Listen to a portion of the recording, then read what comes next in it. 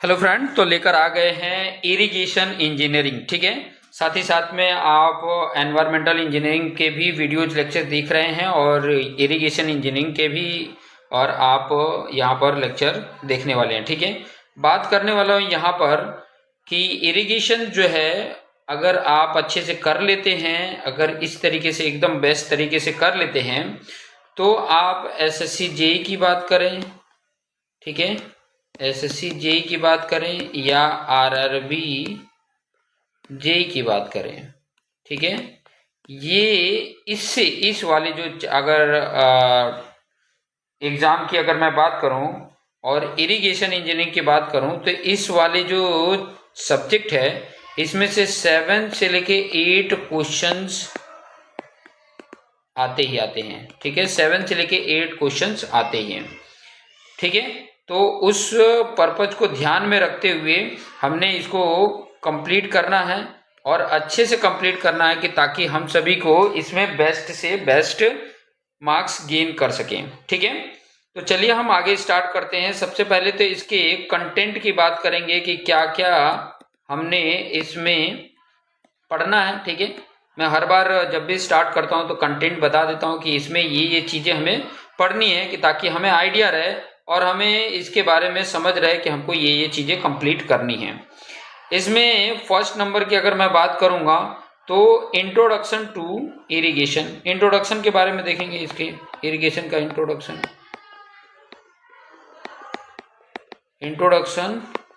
To irrigation की बात करेंगे। ठीक है, दूसरा जो काफ़ी इम्पोर्टेंट है, ठीक है, दूसरा जो अगर चैप्टर के बारे में पढ़ेंगे तो काफ़ी इम्पोर्टेंट है, वो है water requirement of crop. Water requirement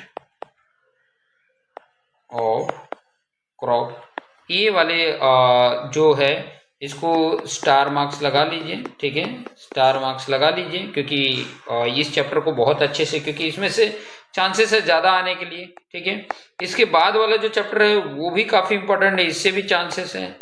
canal design, इससे भी ज़्यादा आने के चांसेस हैं, तो इसको भी स्टार कर लीजिए। ठीक है, क्योंकि ये जो चैप्टर हैं वो इजी हैं। ठीक है, इजी हमने बनाना है, अगर इजी नहीं है तो उसको हमने इजी बनाना है। ठीक है, फोर्थ नंबर अगर चैप्टर की बात करूं तो डिजाइन ऑफ ग्रेविटी डैम है।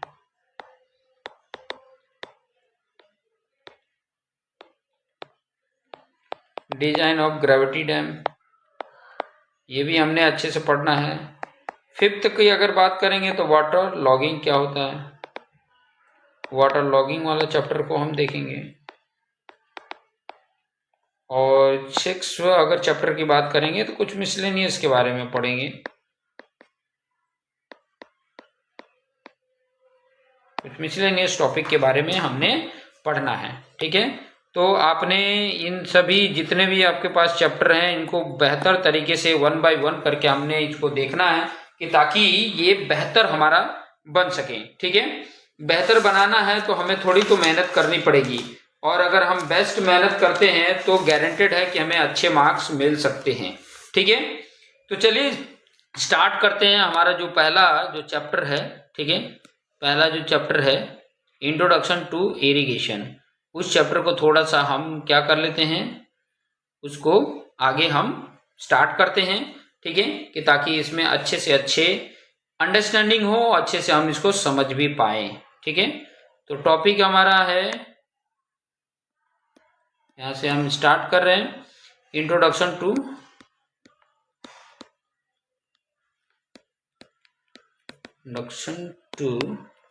इरिगेशन।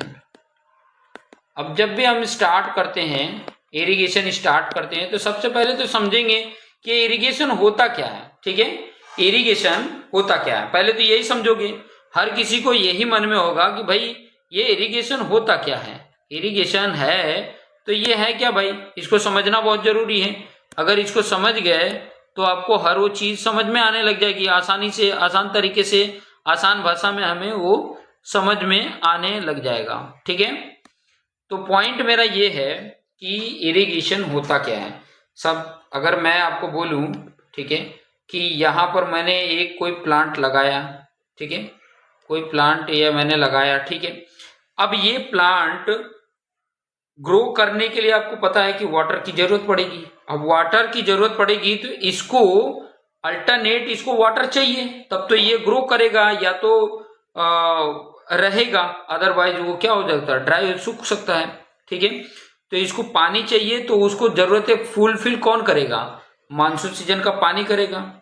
अब मान लो मानसून सीजन का तो 3 से 4 महीने पानी होता है, अब इसको जरूरत होगा तो कैसे इसको पानी मिलेगा।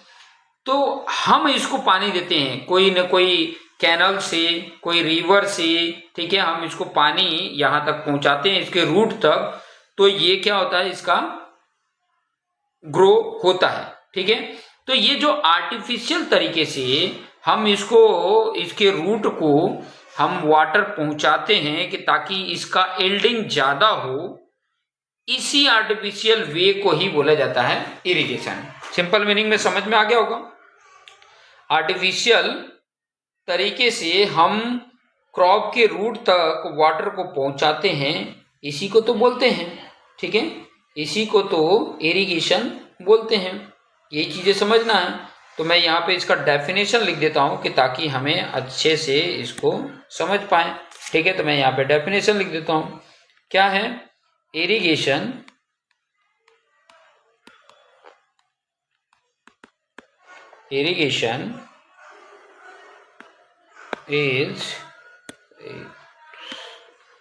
irrigation is artificial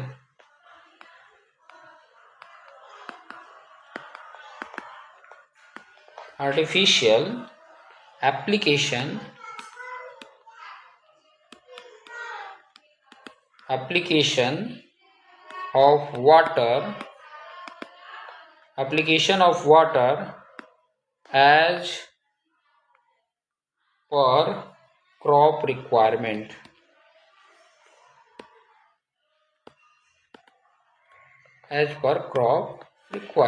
ठीक है। इसी को क्या बोलते हैं हम, इरिगेशन। इरिगेशन क्या है, आर्टिफिशियल एप्लीकेशन ऑफ वाटर है एज पर क्रॉप रिक्वायरमेंट। जो क्रॉप को रिक्वायरमेंट होता है, क्रॉप को जो रिक्वायरमेंट है, उस रिक्वायरमेंट को जो आर्टिफिशियल तरीके से हम वाटर प्रोवाइड करते हैं, उसी को क्या बोलते हैं हम, इरिगेशन बोलते हैं। उसी को क्या बोलते हैं हम, इरिगेशन बोलते हैं, ठीक है। अब आपको पता है कि जितने भी क्रॉप हैं उनको एक फिक्स इंटरवल में एक फिक्स अमाउंट का हमें वाटर की जरूरत पड़ती है। तो ये भी पॉइंट हमें नोट डाउन करने की जरूरत है, ये भी पॉइंट हमें नोट डाउन करने की जरूरत है।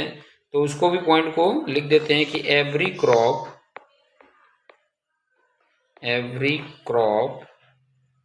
required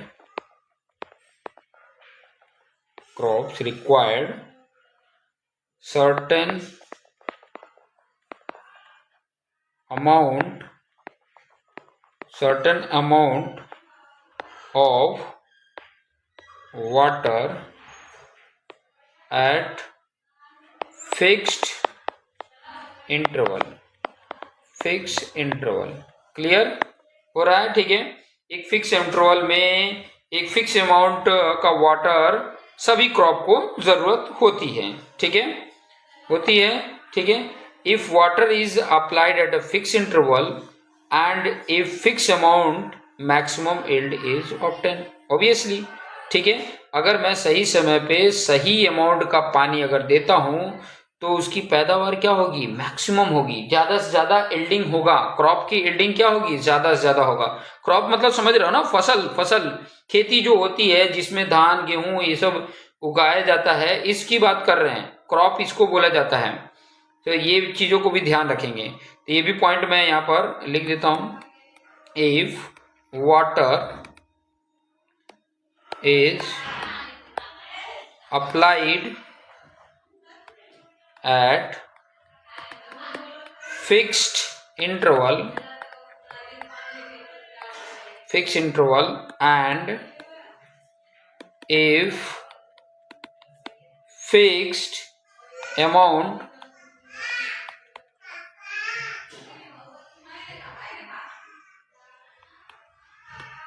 maximum yield, maximum yield is obtain. अब yield का मतलब क्या होता है, ये yield का मतलब maximum of yield is obtain. अब ये yield का मतलब क्या होता है भाई, मैक्सिमम yield का मतलब क्या होता है, yield किस तरीके से होगा, yield की अगर मैं बात करूं तो yield किस तरीके से होगा भाई, turns per hectare, turns per hectare में इसकी यील्डिंग होगी। ये चीजें हमें ध्यान में रखना है, ठीक है। Every crops required certain amount of water at a fix interval, if water is applied at a fix interval and if fix amount maximum yield is obtain. ये बात को हमें ध्यान में रखना है कि मैक्सिमम यील्ड होगा, ठीक है, मैक्सिमम यील्ड होगा, ठीक है। अगर मैं यहाँ पर ग्राफ ड्रॉ करके यहाँ पर बताऊं मैं इस तरीके से, सही नहीं ड्रॉ हुआ क्या भाई, तो ट्राई करते हैं कि अच्छे से ड्रॉ हो। यस, ये है, थोड़ा सीधा हुआ, ठीक है।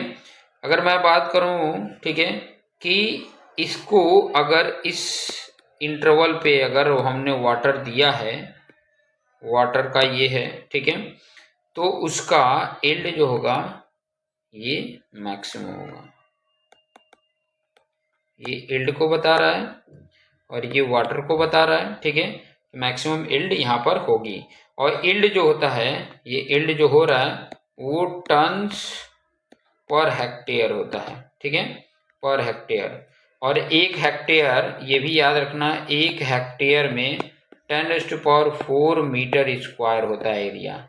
ये एरिया को बताता है, ठीक है। एक hectare equal to 10⁴ metre square जितना एरिया होता है।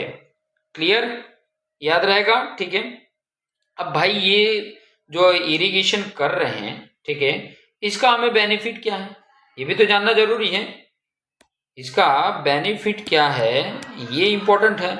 तो हम बेनिफिट जानेंगे कि क्या क्या बेनिफिट है इरिगेशन, जब भी हम करते हैं, benefits of irrigation. Clear, benefits of irrigation क्या क्या होंगे, तो वन बाय उस टॉपिक को भी देख लेते हैं कि क्या क्या हो सकते हैं, क्या क्या हो सकते हैं। तो पहला ये होगा कि अगर मैं बेहतर तरीके से इरिगेशन अगर प्रोवाइड कर रहा हूं तो फूड का प्रोडक्शन क्या होगा, हाई होगा या इंक्रीज होगा। तो क्या लिखेंगे, इंक्रीज इन फूड प्रोडक्शन, ये हो सकता है, ठीक है। आप साथ साथ मेरे लिख सकते हैं, मैं इसीलिए आराम से करा रहा हूं कि आप नोट्स भी साथ साथ में बना लेंगे। और जो खुद से नोट्स बनाता है ना, उसकी काफी अच्छी प्रोग्रेस भी हो जाती है और अपने नोट्स को वो काफी अच्छे से प्रिपेयर भी कर लेता है, ठीक है। सेकंड नंबर पे अगर मैं बात करूं कि जब ये फूड प्रोडक्शन बढ़ जाएगा तो एक ऑप्टिमम ग्रोथ भी हो जाएगा। अगर मान लो टाइम पे इरिगेशन अगर हो रहा है, टाइम पे अगर इरिगेशन बेहतर तरीके से हो रहा है तो क्या होगा, ऑप्टिमम फसल का जो क्रॉप है वो ऑप्टिमम ग्रोथ करेगा, achieving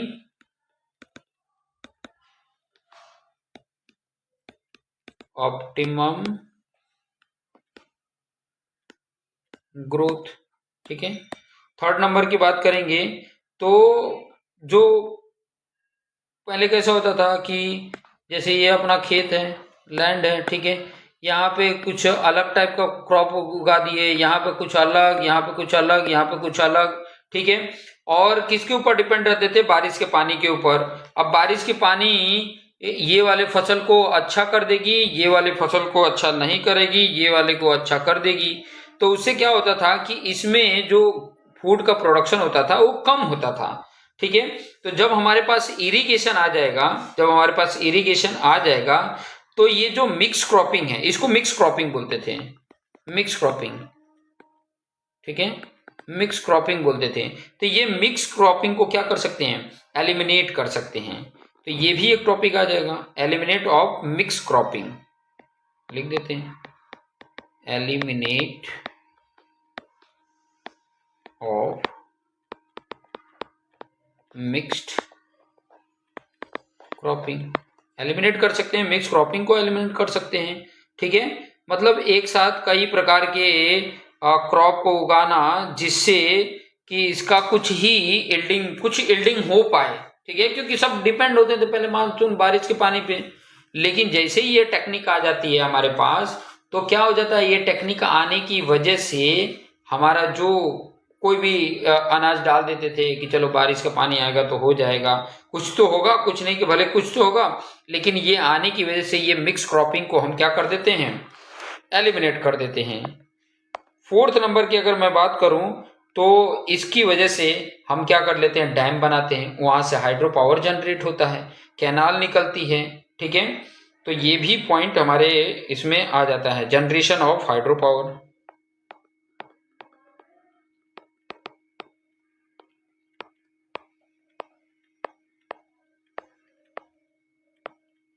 generation of hydro power, ठीक है।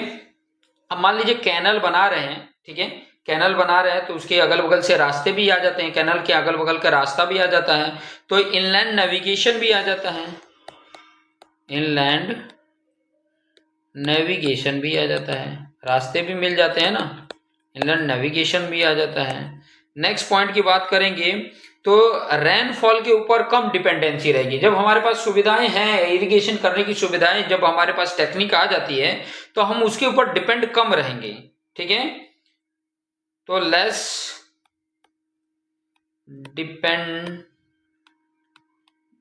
डिपेंडेंसी ऑन रेनफॉल, ठीक है। नेक्स्ट नंबर की बात करेंगे, तो डोमेस्टिक वाटर सप्लाई में भी इंप्रूवमेंट होगा। हमारे पास कैनाल आ जाएंगे तो घरों तक वो पानी पहुंचाने में भी सुविधाएं हो सकती हैं। तो इम्प्रूव्ड डोमेस्टिक वाटर सप्लाई,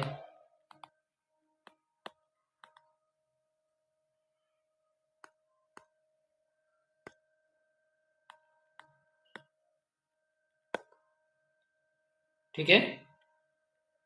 थोड़ी हैंड राइटिंग हमारी थोड़ी कमजोर है, बट आप लोग, क्योंकि डिक्टेट तो करा ही रहा हूं, ठीक है, उसके ऊपर हम ध्यान रख सकते हैं।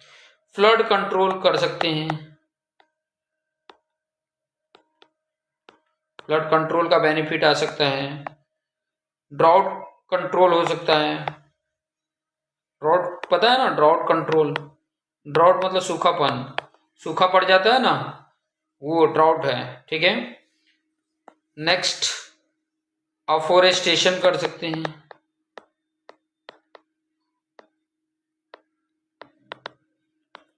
हो सकता है। अभी ये कैनाल बना है, फिर पॉन्ड बनाएगा, फिर तो फिशरिंग भी कर सकते हैं, फिशरीज। एक मिनट, हाँ चला गया भाई, हाँ, क्या कर सकते हैं, फिशरीज कर सकते हैं, फिशरिंग कर सकते हैं। तो ये सारे जो हैं बेनिफिट आप यहाँ पे देख सकते हैं, ये सभी क्या है, बेनिफिट है, ठीक है। ये सभी क्या है, बेनिफिट है, जो हमें, ये सभी क्या है, बेनिफिट है, ठीक है। इसकी बात कर लें, इसकी बात कर लें, एलिमिनेशन ऑफ मिक्स क्रॉपिंग की बात कर लें, जनरेशन ऑफ हाइड्रो पावर की बात कर लें, इनलैंड नेविगेशन की बात करें, less dependency of rainfall, improve domestic water supply की बात करें, फ्लड कंट्रोल की बात करें, ड्रॉट कंट्रोल की बात करें, एफोरेस्टेशन की बात कर लें, फिशरीज की बात कर रहे हैं, ये सारे क्या हैं, बेनिफिट्स हैं, ठीक है। ये बेनिफिट्स किसकी वजह से मिले, irrigation, benefits of irrigation, irrigation होने की वजह से ये सारे हमें फायदे मिल जाते हैं, इरिगेशन होने की वजह से ये सारे क्या हो, बेनिफिट हमें मिल जाते हैं। अब हम बात करेंगे कि चलो फायदे तो हो रहे हैं, नुकसान भी होते होंगे। इरिगेशन देखो, जिस दुनिया में कोई चीज भी कर रहे हैं ना, फायदा है तो उसमें कुछ ना कुछ तो नुकसान है।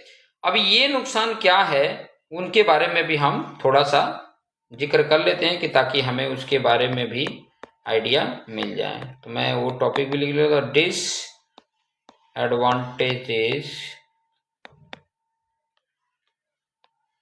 Of irrigation, disadvantage of irrigation. ठीक है, डिसएडवांटेज हम देख लेते हैं, क्या है डिसएडवांटेज। ठीक है, वन बाय वन डिसएडवांटेज देख सकते हैं। अब देखो क्या होता है कि जब इरिगेशन करते हैं और काफी मात्रा में सीपेज हो जाता है, सीपेज होने की वजह से ओवर अगर इरिगेशन कर देते हैं तो सीपेज होके नाइट्रेट जो होता है वो ग्राउंड वाटर टेबल में चला जाता है, जिसकी वजह से क्या होता है जब हम उसको यूज में लेते हैं, कंज्यूम करते हैं, तो वो हमारे लिए हार्मफुल होता है। ये पॉइंट को भी ध्यान में रखेंगे। दूसरा, इरिगेशन की वजह से अगर ज्यादा मात्रा में इरिगेशन हो जाता है तो वाटर लॉगिंग हो जाती है। ठीक है, और ओवर इरिगेशन होने की वजह से क्या होता है, क्रिएट होता है कोल्डर और डैम्पर होता है। कोल्डर मतलब कोल्डर हो जाएगा, डैम्पर हो जाएगा, क्लाइमेट कंडीशन जो है वो कैसा हो जाएगा, कोल्ड हो जाएगा, डैम्प हो जाएगा, जिसकी वजह से क्या होगा, जिसकी वजह से बहुत सारे डिसीजेज हो जाएंगी, जैसे कि मलेरिया है, डेंगू है।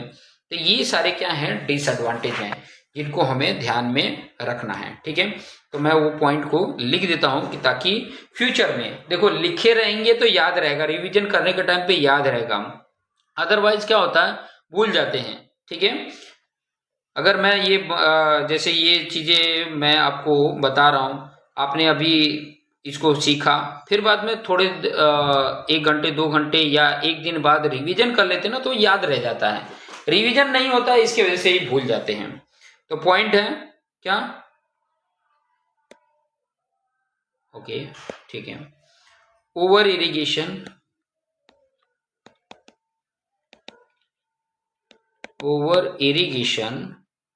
leads to seepage of nitrates in groundwater table, which is harmful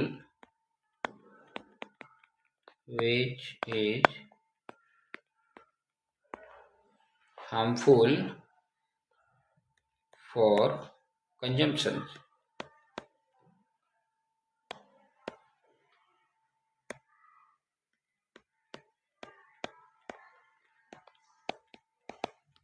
consumption.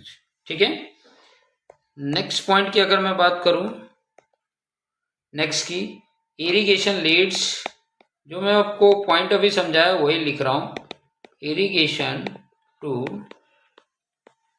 Leeds, irrigation leads to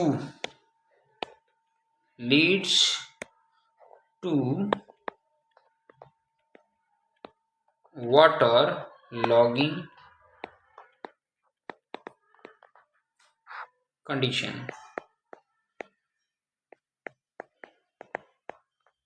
water logging condition. Next point की अगर मैं बात करूं कि over irrigation leads to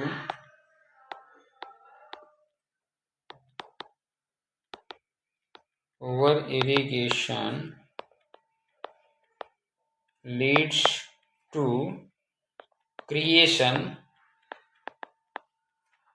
of colder and damper climate condition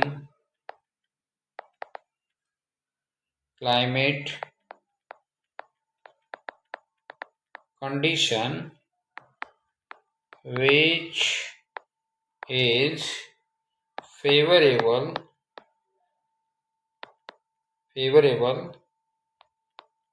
for outbreak of disease like malaria and dengue. Clear, ये point idea मिल गया होगा। तो मैंने कौन से पॉइंट की जिक्र किया, डिसएडवांटेज की बात किया। पहला, over irrigation leads to seepage of nitrate in ground water table which is harmful for consumptions. और दूसरा, irrigation leads to water logging condition, water logging हो जाएगा, बहुत पानी पानी लग जाएगा तो मच्छर आ जाएंगे, मच्छरों की वजह से बीमारियां बहुत सारी फैलेंगी, डेंगू हो जाएगा। तो ये सारे कुछ हैं जो डिसएडवांटेज हैं। इन पॉइंट को भी हमें बहुत अच्छे से और बेस्ट तरीके से ध्यान में रखना है कि ताकि हम इसके बारे में अच्छे से समझ पाए और अच्छे से इसको कर पाए। ठीक है, नेक्स्ट टॉपिक हमारे सामने है। नेक्स्ट टॉपिक वो है हमारे पास टाइप्स ऑफ इरिगेशन। क्या है? Types of irrigation. उसके बारे में भी हम देख लेते हैं। टाइप्स ऑफ इरिगेशन, मैं वो पॉइंट लिख देता हूं कि ताकि आसानी से हम उस चीजों को समझ पाए। टाइप्स ऑफ इरिगेशन, ठीक है, types of irrigation, types of irrigation, ठीक है। टाइप्स ऑफ इरिगेशन क्या है, कौन कौन से कितने टाइप्स के हैं इरिगेशन के? तो इरिगेशन की अगर टाइप की मैं बात करूं, ठीक है, इरिगेशन के टाइप्स की बात करूं तो थोड़ा अच्छे से उसको समझ लेते हैं। ठीक है, मैं यहाँ पर उसको अच्छे से समझा दूं, ठीक है, कि ताकि हम उसे अच्छे से समझ पाए। ठीक है,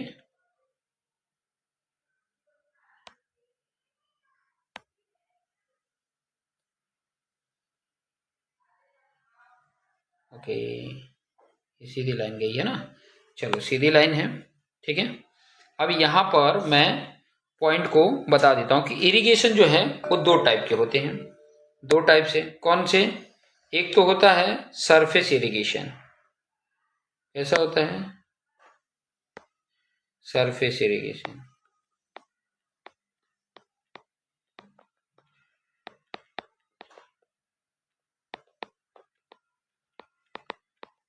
और दूसरा जो है वो सब सरफेस इरिगेशन है।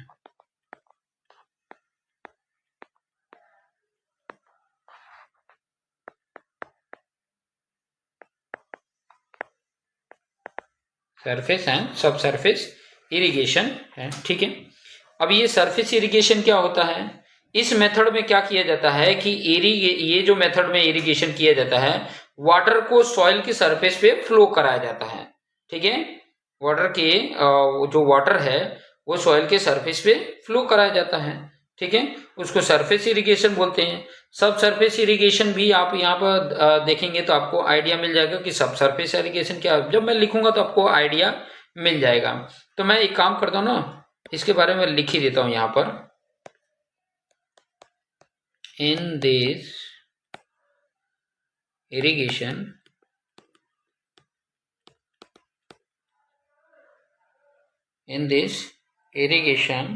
water is applied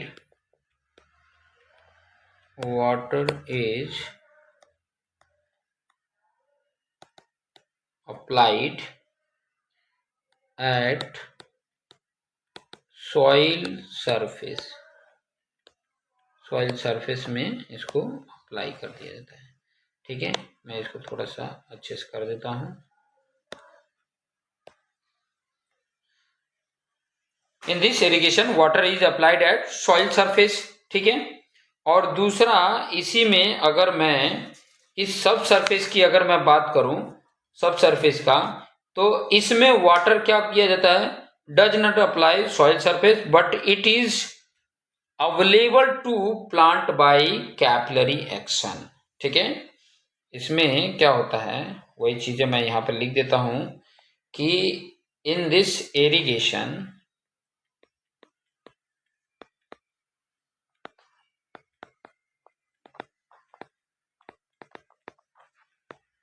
water does not applied to soil surface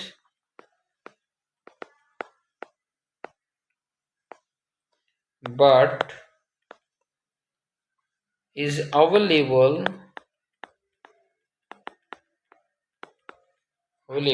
to plant plant by capillary action.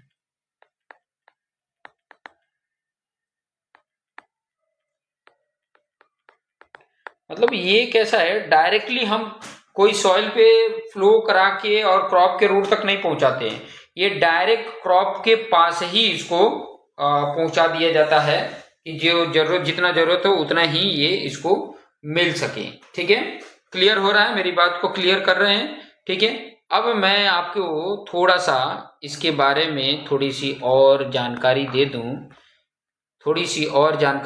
कि ये जो आपके पास सरफेस इरिगेशन है, ये जो सरफेस आपके पास इरिगेशन है, मैं ये कलर ले लेता हूं, 1 मिनट, पीला कलर ले लेते हैं।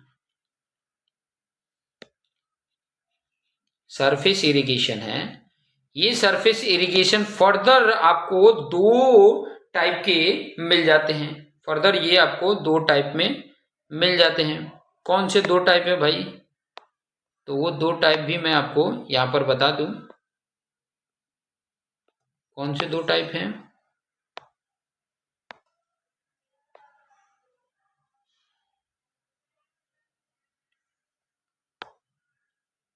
तो वो 2 टाइप मैं यहाँ पर आपको बता देता हूँ। ठीक है, पहला टाइप है जिसको बोला जाता है फ्लो इरिगेशन। फ्लो इरिगेशन, ठीक है। और दूसरा जो टाइप है उसको बोलते हैं लिफ्ट इरिगेशन।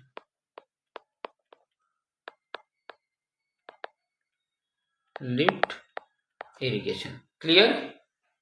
समझ में आ रहा है? लिफ्ट इरिगेशन, ठीक है।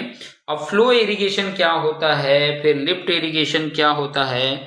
फ्लो इरिगेशन का मतलब होता है बाय ग्रेविटी, कहीं वाटर हमारे किसी हाई पोस्ट पे है, ठीक है, हाई पोस्ट नहीं बोलेंगे, हाई, किसी हाई प्लेस पे है, वहां से बाय ग्रेविटी हमारा क्या हो जाता है, क्रॉप तक पहुंच जाता है। ठीक है, तो उसको फ्लो इरिगेशन बोलेंगे।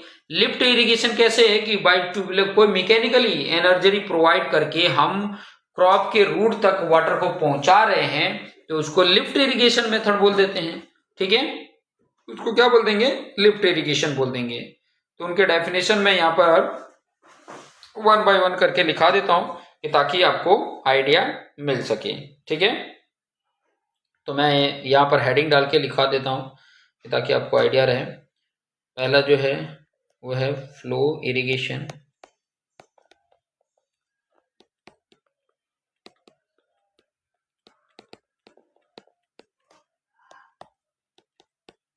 फ्लो इरिगेशन को थोड़ा हम देख लेते हैं। फ्लो इरिगेशन को क्या है? फ्लो इरिगेशन, तो यहाँ पर मैं फ्लो इरिगेशन के बाद में बात करूँ तो when water is available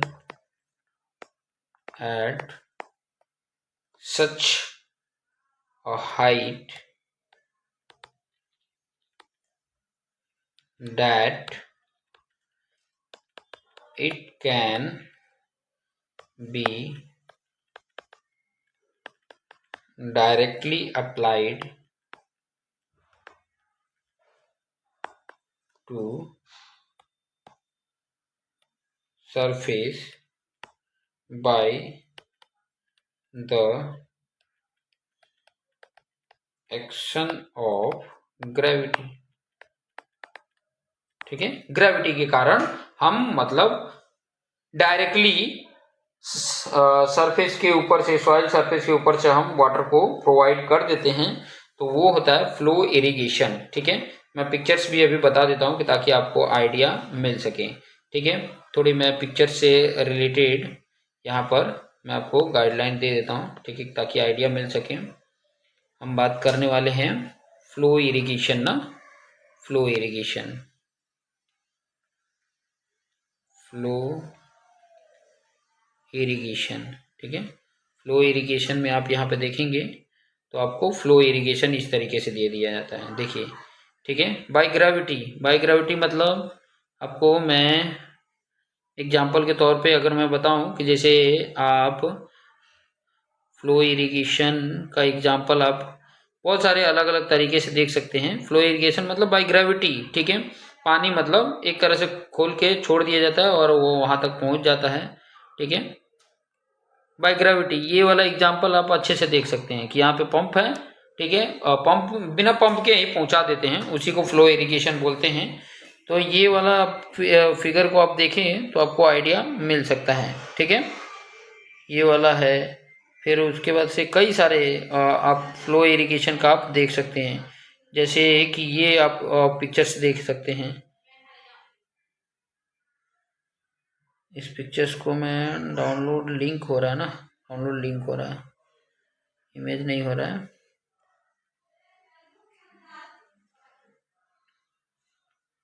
download image, ठीक है, तो वो एक एग्जांपल देख सकते हैं।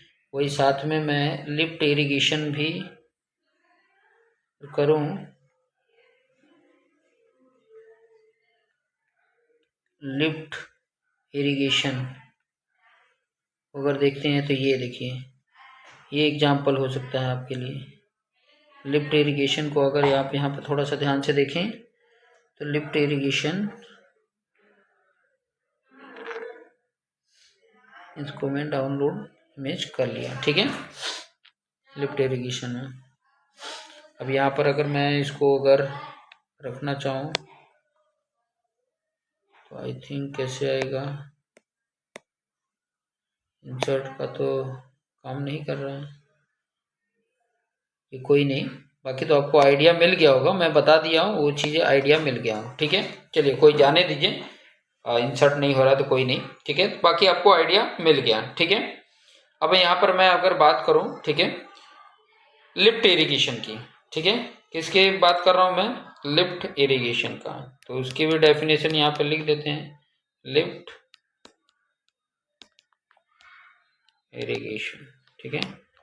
लिफ्ट इरिगेशन क्या है भाई, उसके बारे में भी देख लेते हैं और इसको थोड़ा हाईलाइट कर देते हैं, ठीक है। लिफ्ट इरिगेशन क्या है, लिफ्ट इरिगेशन थोड़ा उसके बारे में भी लिख देते हैं कि ये ऐसा मेथड है, in this method water is, नाम में ही है, लिफ्टेड बाय मैनुअल और मैकेनिकल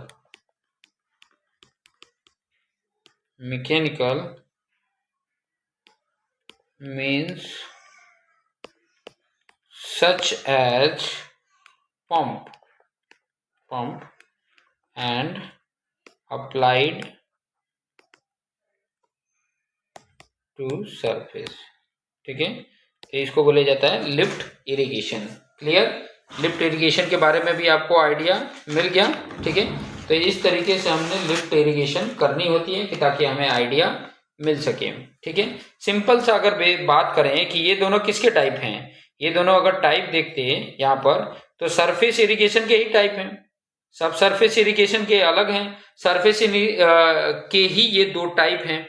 तो ये फ्लो इरिगेशन, लिफ्ट इरिगेशन समझ में आ गया कि ये सरफेस इरिगेशन है, ठीक है। सब सरफेस में क्या होता है कि डायरेक्ट हम क्रॉप के रूट तक पहुंचाते हैं, उसका भी अब थोड़ा सा हम देख लेते हैं कि क्या कह रहा है, ठीक है। हम कौन सा सब सरफेस इरिगेशन देख लेते हैं, सब सरफेस इरिगेशन मेथड, सब सरफेस इरिगेशन मेथड। देखिए यहाँ पर किस तरीके से ये सब सरफेस इरिगेशन मेथड किया जा रहा है, ठीक है, ये आप देख रहे हैं, ठीक है, ये सब सरफेस वाला ये डायरेक्ट क्रॉप के रूट तक पहुंचाया जा रहा है, ठीक है। ये एग्जाम्पल भी आप देख सकते हैं, ये एग्जाम्पल भी आप यहाँ पर देख सकते हैं, इसको भी डाउनलोड कर लिया, ठीक है। और भी कई सारे एग्जाम्पल आपको देखने को मिल जाएंगे, और भी आगे हम जब पढ़ेंगे डिटेल में तो आपको बहुत अच्छे से समझ में आ जाएगा, बहुत अच्छे से डिटेल में समझ में आ जाएगा किस तरीके से पाइपिंग लगाई गई रहती है, क्या क्या मेथड होते हैं, ये सारा कुछ डिटेल में आपको आसानी से समझ में आ जाएगा, ठीक है, आसानी से समझ में आ जाएगा। क्लियर, पॉइंट क्लियर हो गया, ठीक है।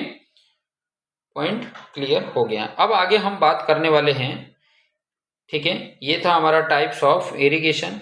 अभी हम आगे बात करने वाले हैं, क्या बात करने वाले हैं, टेक्निक ऑफ इरिगेशन। कौन कौन से टेक्निक हम यूज करके इरिगेशन करते हैं, ठीक है। तो कई सारे टेक्निक हैं, तो मैं ट्राई करता हूं कि हेडिंग आपको डाल देता हूं। हेडिंग क्या है, हेडिंग डाल देते हैं, नेक्स्ट वीडियो में इसको करेंगे। और ये क्या है, टेक्निक्स,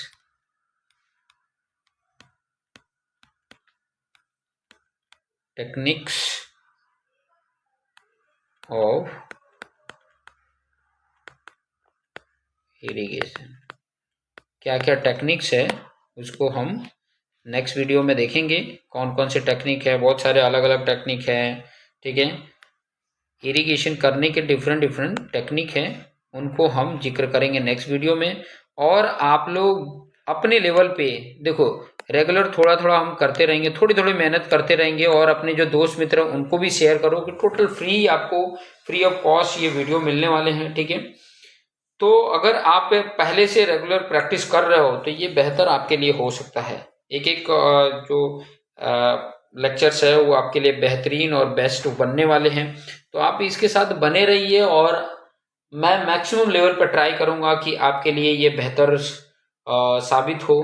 ये अगर लेक्चर अटेंड कर रहे हैं तो आपको बहुत कुछ अच्छे अच्छे नॉलेज मिल सके। तो देखते रहिए और अपने आप को बेस्ट बनाते रहिए, और अपने जो दोस्त मित्र उनको